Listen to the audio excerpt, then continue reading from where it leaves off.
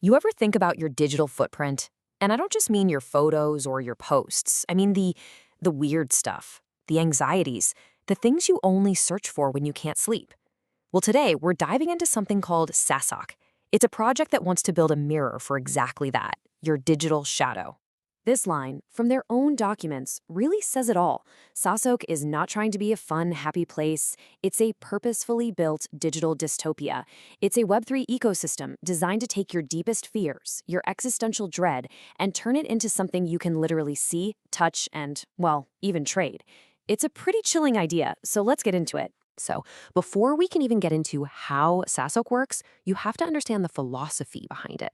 Because this isn't just another tech platform. It's practically a manifesto, and it's built on some really heavy ideas. Yeah, SASOK doesn't just dip its toes in the darkness. It dives right in. The whole thing is built around themes we normally try to run away from: burnout, addiction, that feeling of being totally lost.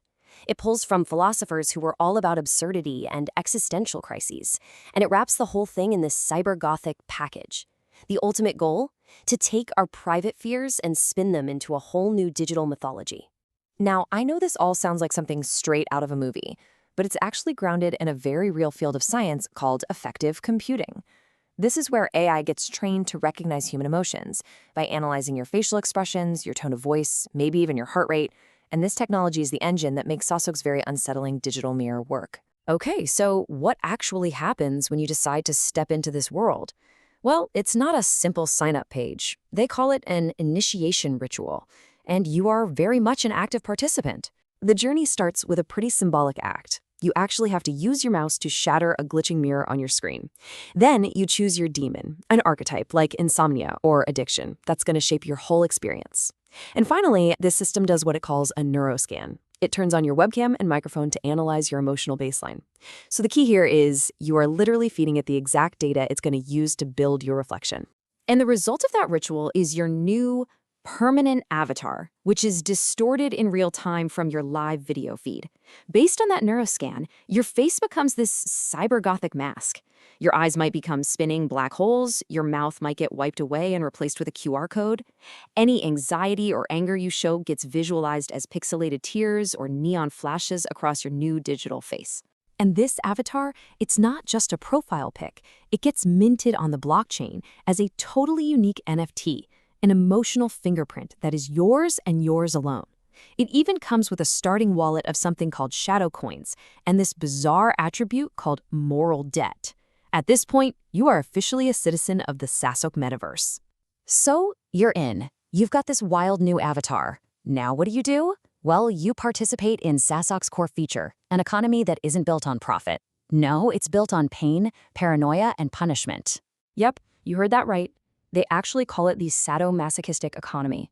It's designed from the ground up to be counterintuitive, to gamify negative experiences and turn your emotional state into something you can buy and sell. And just look at how this works. In something called staking into the void, just holding onto your tokens is a gamble. The system might just decide to randomly delete them. Ostracism mining is just wild. The community can vote to kick people out, but getting exiled isn't just a punishment. You go into a shadow pool where you can earn special tokens. And then there's the shadow exchange, where people can literally mint NFTs of their past mistakes or old shameful social media posts and then trade them. It's a whole economy that runs on your digital baggage and bad feelings. The world itself is basically a living, breathing reflection of the community's mood. It's a randomly generated labyrinth, and the architecture actually shifts and changes based on the collective stress level. The documents say that if more than half the users are feeling fear, the world itself will start to visually decay and collapse in real time. Even the items have a twist. Some NFTs are trap contracts that you can't sell until you've used them in 100 transactions, forcing you to suffer with them. Okay, so we have the philosophy, the initiation, the bizarre economy. But this next part, this is where the project makes its most profound and, honestly, its most disturbing claim. It says this isn't just about reflecting who you are online, it's about changing who you are offline. And that's the ultimate goal right there. The platform uses all that emotional data it's collecting to become a kind of story engine, one that doesn't just show you who you are, but actively tries to overwrite your sense of self. It wants to be a participant in shaping who you become. And get this. According to their own documents, after about 3 months of deep engagement, users start to unconsciously mimic their digital avatars.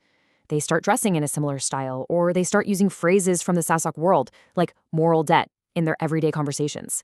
The line between the digital shadow and the real you just starts to completely blur. And your user profile is the hub for all of this. It's called the Room of Crooked Mirrors. The mirror of the past shows your entire emotional history on the platform. The mirror of the present is a live feed, mixing the webcam analysis with data from your other apps. It can even analyze your Spotify playlist and give you its depression score.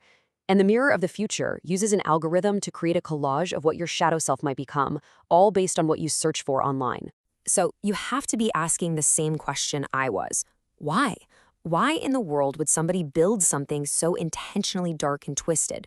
Well, behind all the cybergothic visuals, SASOK claims it has a scientific purpose. So the project is positioning itself as this huge interactive experiment in digital anthropology and psychology.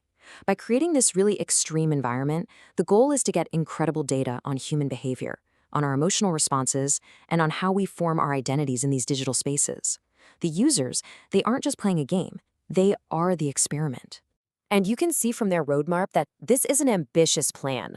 They want to start integrating biometric data from things like Fitbits, linking your real-world stress levels to what happens in the game.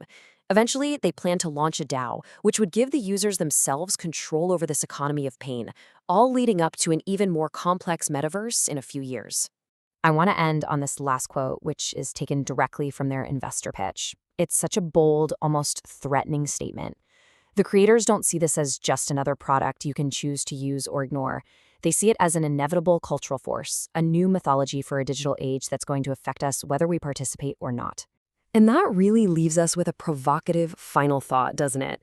In a world where our online and offline lives are bleeding into each other more and more, a project like SASOK forces us to ask a really tough question.